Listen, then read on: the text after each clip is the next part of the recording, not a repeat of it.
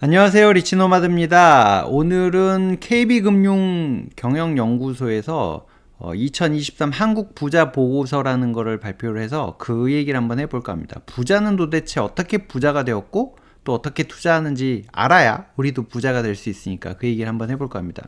한국 부자 보고서라는 거를 발표를 했는데 금융자산이 10억 원 이상, 부동산 자산도 10억 이상 보유한 사람을 대상으로 한 400명에게 조사를 했다고 합니다. 금융자산이 이제 10억에서 100억 이상 있는 사람을 자산가라고 표현하고 100억에서 300억이 고자산가, 300억 이상을 초고자산가로 분류를 하는데 이 초고자산가 300억 이상인 분들이 1.9%밖에 안 된대요. 사실 그러니까 사람 수로 따져서는. 근데 이분들이 갖고 있는 금융 자산이 41%나 된다고 합니다. 1128조 원이라는데 하여튼 어마어마한 자산을 갖고 있나 봅니다. 근데 전체 지금 자산은 조금 줄어들었죠. 한국의 부자는 45만 6천 명, 총 인구의 0.89% 정도 된다고 합니다. 그러니까 10억 이상 가진 사람이 전 국민의 1%가 채 안 되는 거예요. 그러니까 지금 나 금융자산 10억 이상 갖고 있다. 물론 부동산이 10억 이상인 사람입니다. 이제 그런 사람이 전 국민의 1% 안에 드는 사람이다라고 생각하시면 될 거고요. 수도권의 70% 정도가 살고 있고 한국의 부자 수는 전년 대비해서 7.5%가 증가했는데 이게 2019년 이후로 조사한 이후로 가장 좀 낮은 증가율이라고 합니다. 이제 작년에 아무래도 좀 부동산도 안 좋았고 뭐 여러 가지 여파들이 있어서 그랬는지 모르겠지만 하여튼 그렇고 한국 부자의 총 금융 자산은 전년 대비해서 좀 감소를 했다고 합니다. 총 금융 자산이니까 뭐 부채도 포함이 돼서 그런지 모르겠으나 하여튼 좀 감소를 했다고 하네요. 부동산하고 금융 자산의 비율을 보니까 총 자산으로 봤을 때 부동산 자산이 56% 정도 되고 금융 자산이 한 38% 정도 된다고 합니다. 전년 대비해서 예금도 좀 늘고 회원권도 좀 늘고 예술품 채권이군요. 채권과 뭐 예술품도 좀 이제 보유를 하고 있다라고 대답한 사람이 증가했다고 나오고 있고요. 세부 자산별로 이제 구성비를 봤더니 거주용 부동산이 한 30% 정도 되더라고요. 유동성 금융 자산이 13%, 예적금이 한 10%, 주식이랑 펀드랑 다 합쳐봤자 10% 정도밖에 안 되더라고요. 거주용 외주택이 한 10% 정도 되고, 예. 그리고 이제 앞으로 어떤 게 좀 수익을 가져다 줄 것이냐라고 이제 주목하는 게 어떤 건지 물어봤더니 이제 거주용 및 거주용 외 주택, 주식, 금, 토지, 빌딩 등을 좀 봤답니다. 주식을 좀 꼽은 사람이 작년에 비해서는 올해가 13%나 늘어났고 거주용 주택도 뭐 지금 부동산 시장 안 좋다고 하는데 싼 것들을 잡겠다는 생각인지 뭐 이제 이렇게 보고 있고 금을 또 좀 많이 높게 보고 있는 것 같고요. 아무래도 부동산은 요즘 조금 주춤하니까 긍정적으로 보지 않는 비율이 조금 늘어난 것 같습니다. 부자라고 하면 총 자산이 100억은 있어야 된다고 생각을 하고 부자 중 40% 정도만 스스로 부자라고 생각한다고 합니다. 근데 우리 지금 인스타 보면 세상의 모든 사람이 부자 같은데 하여튼 정말 부자들은 자기를 부자라고 생각하지 않는 그런 모습인 것 같습니다. 올해는 이제 부동산보다는 확실히 금융자산에서 수익을 냈다라고 한 사람이 훨씬 많았고요. 작년에는 이제 거주용 부동산이나 이런 데서 수익을 냈다는 사람들이 많았는데 올해는 많이 줄어들었다고 하고 사업소득도 전년 대비 감소하고 상속이나 증여는 전년 대비 증가했다고 하네요. 자수성가형의 이 부자와 금수저형의 부자로 나눴거든요. 근데 자수성가형이 확실히 좀 더 금수저형보다는 공격적으로 투자하는 양상을 나타내고 있더라고요.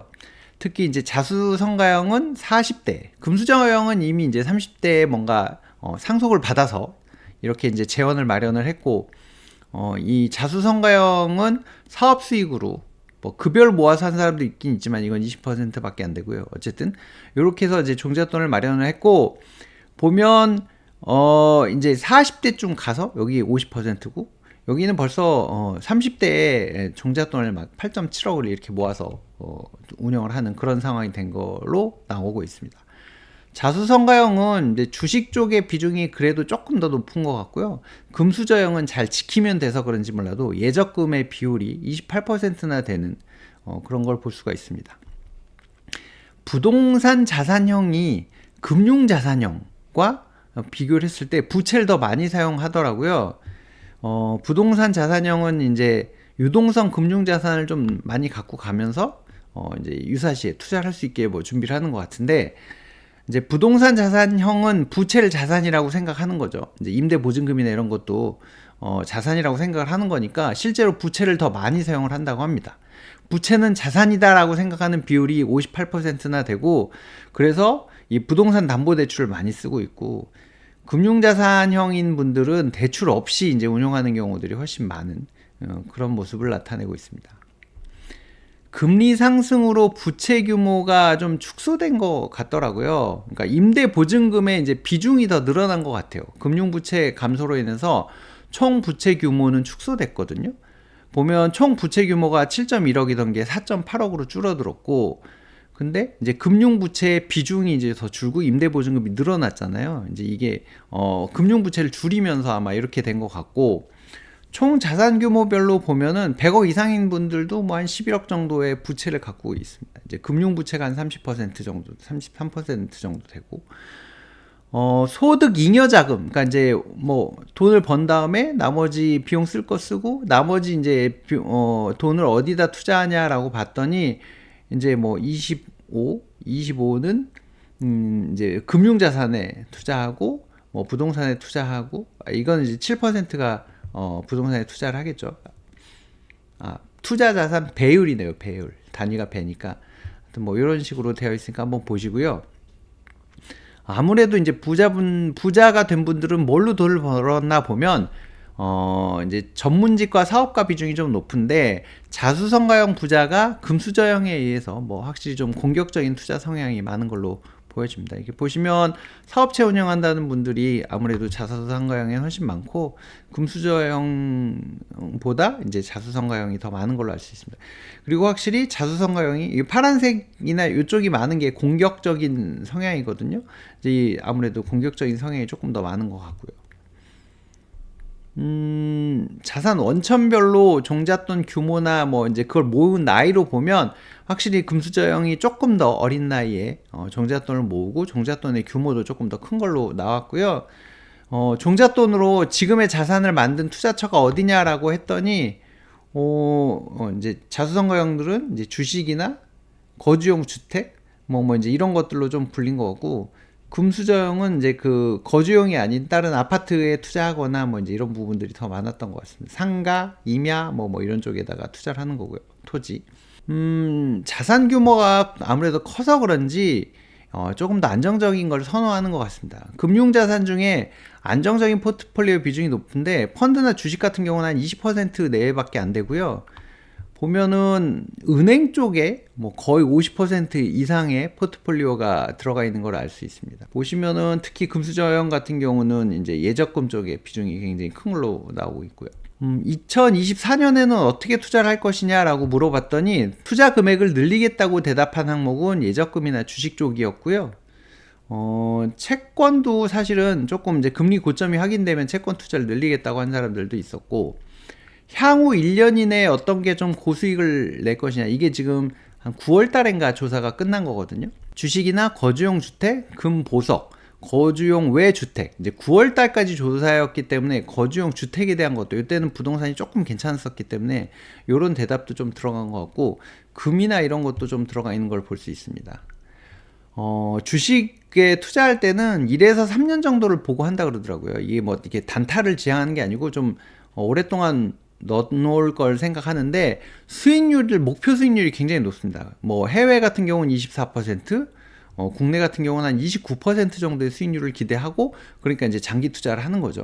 이제 이런 게 부자들의 모습입니다. 우리처럼 이게 뭐 단타를 만든다든가 이런 성향은 조금 덜한 것 같습니다. 한 방에 좀 크게 먹으려고. 부자들의 투자 모습을 보면 자산 성장 동력이 이제 소득 잉여 자금 1년에 거의 9천만 원 가까이를 투자할 수 있는 여력을 만들어낸다고 하더라고요. 이제 부채를 또 활용을 해서 그러니까 투자를 해서 성장을 시키는 거고 자산도 잘 배분해서 이제 하는 것 같고요.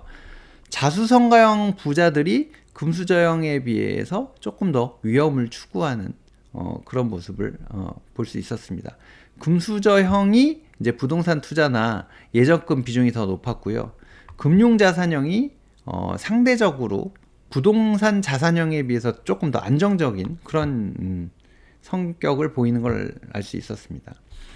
부동산 자산형은 아무래도 이제 뭐 임대 보증금도 있고 부채 활용에 굉장히 적극적인 모습을 보여줬고요. 이제 내가 금융자산으로 돈을 벌었다, 내가 부동산으로 벌었다 하는 그런 이제 자기의 과거의 어떤 성과에 따라서 미래에도 이 방법을 고수하고 그쪽 시장이 더 긍정적일 것이다 라고 전망한다고 나왔습니다. 이렇게 이제 부자들에 대한 내용을 본 거는 전 이제 예전에도 이런 부자 관련된 책들도 많이 찾아서 봤었거든요. 부자가 어떻게 사는지, 어떻게 생각하는지를 알아야 부자가 될 수 있기 때문에 이제 그런 공부를 했던 건데, 여러분들도 이거 남의 얘기야 이렇게 생각하지 마시고, 부자들이 어떻게 생각하고 어떻게 돈을 모았고, 이런 것들을 한번 보시면서 우리도 빨리 부자가 되는 그날을 꿈꿨으면 좋겠습니다. 오늘은 여기서 마치도록 하겠습니다. 고맙습니다.